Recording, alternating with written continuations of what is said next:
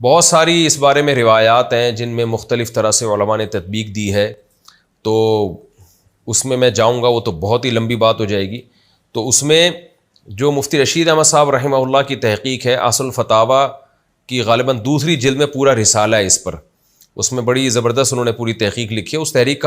تحقیق کا حاصل یہ ہے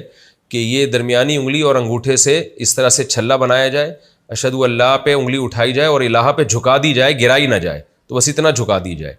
تو یہ طریقہ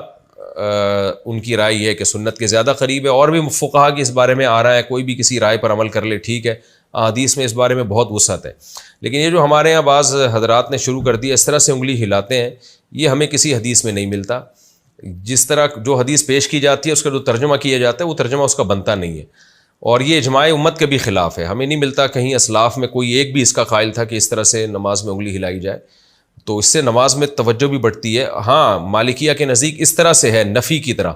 کہ نفی کرتے کہ انگلی ہلانا، یہ تو ہمیں ملتا ہے۔ لیکن یہ والا جو ہے نا، جس طرح سے ہمارے ہاں عام طور پر اہل حدیث حضرات ہلا رہے ہوتے ہیں، میں نے تو بہت اس بارے میں تحقیق کی ہے، مجھے کسی حدیث میں اس کا تذکرہ ملا نہیں ہے۔ ایک روایت ہے، اس کو مجھے ایسا لگتا ہے کہ وہ اس کا مفہوم جو سمجھ رہے ہیں نا اہل حدیث علماء، وہ مفہوم بنتا نہیں ہے۔ لیکن بہرحال اس میں مقصد اہل حدیث پہ طنز کرنا نہیں ہے،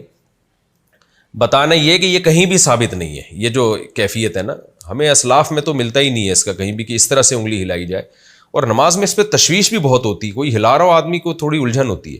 لیکن بہرحال یہ چھوٹے چھوٹے مسائل ہیں، ان پہ لڑنا طنز کرنا ٹھیک نہیں ہے۔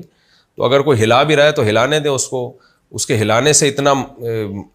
نماز میں خلل نہیں ہوتا جتنا آپ جب آپس میں بحث کریں گے اور پھر ان چھوٹی چھوٹی چیزوں پہ مناظرے بازی اور پھر چیلنج بازیاں